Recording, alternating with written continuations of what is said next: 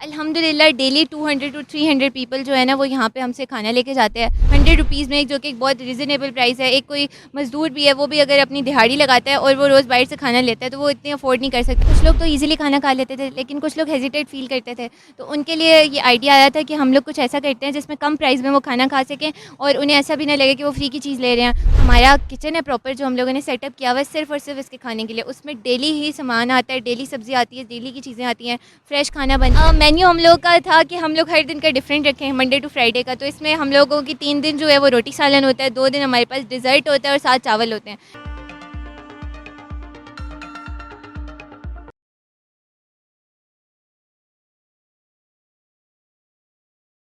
अस्सलाम वालेकुम नाजरीन, आप देख रहे हैं पाकिस्तान ऑन एयर। मैं हूं आपका होस्ट नवीद अहमद वड़ैच।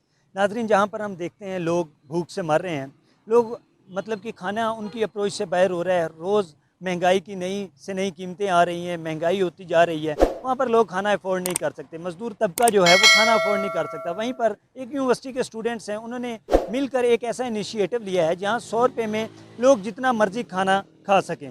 ये एक हॉस्पिटल के सामने जाकर ये गाड़ी खड़ी होती है, वैन, और फूड एटीएम के नाम से ये मशहूर है, और लोगों को 100 रुपये में खाना देते हैं, जितना मर्जी खाएं। आए उनसे बात करते हैं। अस्सलाम वालेकुम वालेकुम सलाम। मैम, क्या सोचकर ये इनिशिएटिव? बेसिकली हमारी ऑर्गेनाइजेशन है रक्षंदा मेमोरियल। तो हम लोग ना रमज़ान में दस्तरखान लगाते थे, तो वहाँ पे कुछ लोग तो इजीली खाना खा लेते थे, लेकिन कुछ लोग हेजिटेट फ़ील करते थे। तो उनके लिए ये आइडिया आया था कि हम लोग कुछ ऐसा करते हैं जिसमें कम प्राइस में वो खाना खा सकें और उन्हें ऐसा भी ना लगे कि वो फ्री की चीज़ ले रहे हैं, उनकी इज़्ज़त नफ्स जो है वो मजरूह ना हो। तो इसलिए फिर हम लोगों ने फूड एटीएम का प्रोजेक्ट जो है वो लास्ट ईयर स्टार्ट किया था। कितने लोग हैं आपकी टीम में और कहाँ से सब बिलोंग करते हैं? हम सब लोग यूनिवर्सिटी स्टूडेंट्स हैं। हमारी जो फाउंडर है, एग्जीक्यूटिव डायरेक्टर तहरीम ज़की है, वो भी बेसिकली यूनिवर्सिटी स्टूडेंट थी। उन्होंने ये ऑर्गेनाइजेशन स्टार्ट की थी और उनके साथ उनकी फ्रेंड्स ने मिलके 10 मेंबर्स की ये टीम थी, उन्होंने सब ने मिलके ये स्टार्ट किया था। और अल्हम्दुलिल्लाह 2.5 ईयर से हम लोग डिफरेंट एक्टिविटीज़ प्रोजेक्ट्स कर रहे हैं। फूड एटीएम हमारा सबसे बड़ा प्रोजेक्ट है और हम लोग इस्लामाबाद से ही हैं हम सारे। लोग 100 रुपये में जितना मर्जी खाना खाएं, आपके लिए ये अफोर्ड करना काफ़ी मुश्किल होता है। आखिर ये सारे फंड्स कहाँ से आ रहे हैं? बेसिकली हम लोगों ने इस प्रोजेक्ट को नो प्रॉफिट नो लॉस पे लेकर जाना था और उसके अलावा जो है हम लोग डोनेशंस कोई नहीं लेते। जो हमारे टीम मेंबर्स हैं, हम सब लोग हैं, इनमें से कुछ वर्क करते हैं, कुछ अपनी जॉब्स कर रहे होते हैं और कुछ और सब लोग मिल के आपस में ये चला रहे हैं। इसके अलावा हमारी फैमिली सपोर्ट करती हैं। तो इस तरह हम लोग आपस में कंट्रीब्यूट करके तो इसको हम लोगों ने वर्किंग में रखा हुआ है, लेकिन हम लोग उसके अलावा कहीं एक्सटर्नल सोर्सेज से कोई फंड्स अभी तक नहीं लेते। जब आपने ये इनिशिएटिव स्टार्ट किया, ये प्रोजेक्ट स्टार्ट किया, लोगों ने, फैमिलीज़ ने, घर वालों ने, मतलब कि क्लास के स्टूडेंट्स होते हैं, क्रिटिसिज्म तो हुआ होगा। क्रिटिसिज्म नहीं, बल्कि सब लोग सपोर्ट ही कर रहे थे कि हम लोगों ने यूनिवर्सिटी लाइफ में यूनिवर्सिटी स्टूडेंट्स होके और स्पेशली फीमेल जो कि हम लोगों ने ये स्टार्ट किया है। और अल्हम्दुलिल्लाह हम लोग का सबका यही मोटिव था कि हम लोग कम्युनिटी सर्विस करें, लोगों के लिए करें। हमारी डायरेक्टर वो एक बहुत प्यारी बात कहती हैं जिसको हम लोग काफ़ी बार रिपीट भी कर चुके हैं और बहुत अच्छी भी है कि आप लोग सोसाइटी में अपना part as an individual play करो। आप सबको नहीं बदल सकते, लेकिन आप अपना अपना जितना पार्ट प्ले कर सकते हो उतना करो। लोगों के अगर आप एक पानी पिलाने का काम भी करते हो ना, तो आप वो भी करो, वो भी चेंज लेकर आ सकता है। वो छोटे छोटे स्टेप्स होते हैं, वो आगे जाके बड़ी मंजिल तक आपको पहुंचाते हैं। तो कितने कितने लोग एटलीस्ट एक टाइम में, मतलब एक वैन में जब आते हैं तो कितने लोग एटलीस्ट खाना खाते हैं? अल्हम्दुलिल्लाह डेली 200 टू 300 पीपल जो है ना वो यहाँ पे हमसे खाना लेके जाते हैं। और सब लोगों का मेन यही होता है कि ये उनके लिए बहुत अच्छी फिजिबल सर्विस है, क्योंकि हम क्वालिटी फूड प्रोवाइड कर रहे होते हैं 100 रुपीज़ में, जो कि एक बहुत रिजनेबल प्राइस है। एक कोई मज़दूर भी है वो भी अगर अपनी दिहाड़ी लगाता है और वो रोज़ बाहर से खाना लेता है तो वो इतनी अफोर्ड नहीं कर सकता, जबकि ये 100 रुपीज़ में वो यहाँ से आके पेट भर के खाना लेके जाता है। तो ये उनके लिए बहुत अच्छी बात होती है, उनके लिए बहुत फ़ायदेमंद चीज़ है। और 200 से 300 लोग डेली आते हैं। फूड एटीएम नाम किसने तजवीज़ किया, कैसे ज़हन में आया कि फूड एटीएम होना चाहिए? देखिए, कोई चीज़ जो है वो यूनिक रखनी थी ना हम लोगों ने। तो वैसे तो हम कोई भी इसको नाम दे सकते थे।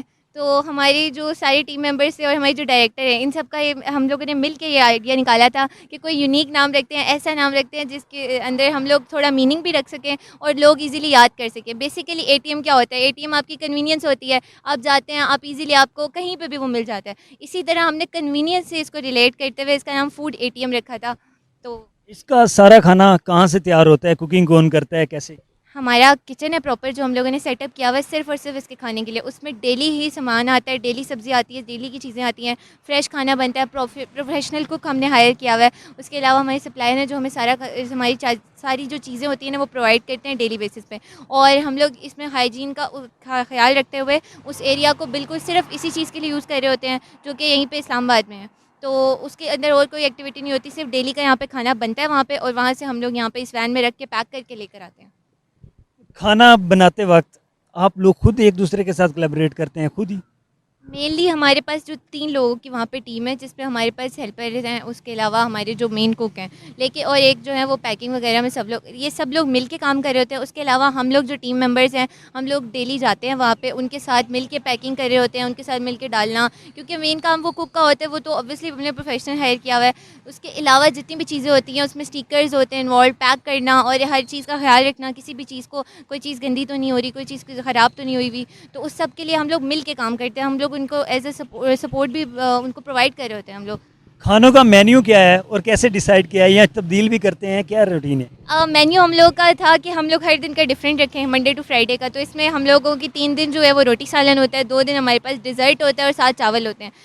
एक दिन फ्राइडे वाले दिन जैसे चिकन पुलाव है, 7 खीर है, थर्सडे को हमारे पास आलू है, 7 रोटियाँ और सलाद है। इसी तरह मंडे ट्यूसडे को भी रोटियाँ और सलाद होता है सालन के साथ, और वेडनेसडे को हमारे पास फिर राइस होते हैं। इस पे ये है कि हम लोगों ने पहले जब स्टार्ट किया था ना, तो हम लोगों ने लोगों से जाना था कि इसमें स्पाइसेस वगैरह का कोई इशू तो नहीं है, क्योंकि यहाँ पे जैसे बीवेल हॉस्पिटल है, अक्सर यहाँ से पेशेंट्स आके भी ले लेते हैं, तो उनके लिए बस हमने ये देखा था कि कोई चीज़ उनकी हेल्थ को तो इफेक्ट नहीं करी। अदरवाइज़ हमारा मेन्यू जो था वो शुरू से ऐसा ही था, और अल्हम्दुलिल्लाह किसी को भी अभी तक कोई ऐसी शिकायत नहीं है।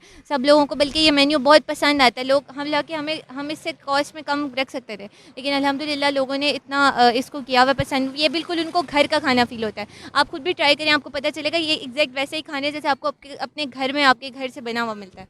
यहाँ खड़े होकर खाना डिलीवर करते वक्त कोई ऐसा मोमेंट जो याद आता हो, मतलब कोई ऐसी दुआ किसी की, जो किसी गरीब ने, किसी ज़रूरतमंद ने आपसे बात की हो, दुआ दी हो, मतलब कोई ऐसा मोमेंट बताएं।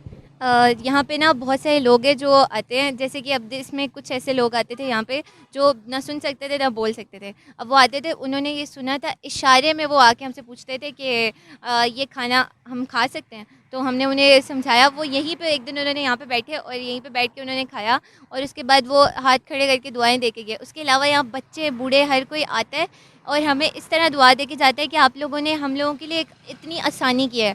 हम लोग वो ऐसे करते हैं जैसे हम लोग उनके लिए कोई बहुत बड़ी चीज़ कर रहे हैं। उनकी वो दुआएं, उनकी वो खुशी जो होती है ना उनके चेहरे पे, वो हम लोगों के जहन में रह जाती है। और रोज़ अल्हम्दुलिल्लाह यहाँ पे कोई ऐसा दिन नहीं गुजरा जिसमें कोई ना कोई आके हमें दुआ ना दे के गया हो। आप यूनिवर्सिटी के बाकी स्टूडेंट्स को या इस कौम के जितने भी नौजवान हैं उनको क्या पैगाम देंगे इस हवाले से?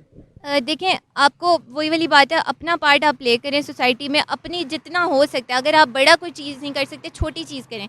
अगर आपके अंदर होगा ना कि मैंने किसी के लिए आसानी करनी है, किसी के साथ अच्छा करना है, तो अल्लाह ताला आपके लिए वो साइल भी बना देते हैं। और उसके अलावा आपको कभी भी हिम्मत नहीं आनी चाहिए, ट्राई करना चाहिए, क्योंकि हम लोग देखें अपने लिए तो सब लोग कुछ ना कुछ करते ही रहते हैं। ये तो हमारी बेसिक नीड है कि अपनी लाइफ में आपने अपनी जॉब बनानी है, अपना घर बनाना है, अपनी फैमिली बनानी है, अपनी लाइफ में आपने कोई अच्छा मुकाम हासिल करना है। लेकिन उस मुकाम को हासिल करते हुए अगर आप दूसरों के लिए बीच में थोड़ी थोड़ी आसानी पैदा करते हुए जाएँ ना, तो वो आपके लिए अगले जहान के लिए भी बहुत फ़ायदेमंद होता है, और इस दुनिया के लिए भी आपको वो आसानी का बायस बनता है। कहीं से कोई ऐसे रास्ते कभी किसी मुश्किल में निकल आते हैं कि आप सोच भी नहीं रहे होते कि ये कहाँ से रास्ता निकला है। वो आपकी किसी पुरानी नेकी का सिला हो सकता है, वो किसी पुरानी नेकी के बायस अल्लाह ताला ने आपसे खुश होके वो क्या पता आपके लिए आसानी कर दी हो। तो आपको बस अपनी तरफ से कोशिश करनी चाहिए कि आप एक अच्छे इंसान बने, आप अपनी कोई ना कोई ज़िम्मेदारी पूरी करें, ताकि कोई आपको याद रखे ना तो वो अच्छे लफ्ज़ों में याद रखे। गवर्नमेंट को क्या मैसेज देने चाहेंगे, या गवर्नमेंट ने कभी कोई सपोर्टिव कोई थिंग, कोई ऐसी चीज़? देखिए, गवर्नमेंट बहुत अच्छे काम भी करती है, तो हम लोगों को अच्छी चीज़ों को भी हाईलाइट करना चाहिए। तो और दूसरा ये कि गवर्नमेंट बस इस तरह के इनिशिएटिव्स को सपोर्ट करना चाहिए। देखिए, लोगों को ना मेन ये होता है कि अगर कोई नेकी कर रहा है ना, तो उसके बस कोई रुकावट ना बने, और उस नेकी के राह में उसके लिए आसानी पैदा करें, वो तो बहुत अच्छी बात है। लेकिन अगर आप उसके अंदर रुकावट बनेंगे, आप अपने ऊपर से कोई ज़ोर ज़बरदस्ती करके उस जगह को हटा के उसमें कोई भी किसी भी तरह की इन्वॉल्वमेंट करना चाहेंगे जिससे लोगों को परेशानी होगी, तो वो बस मसले का बाइस है।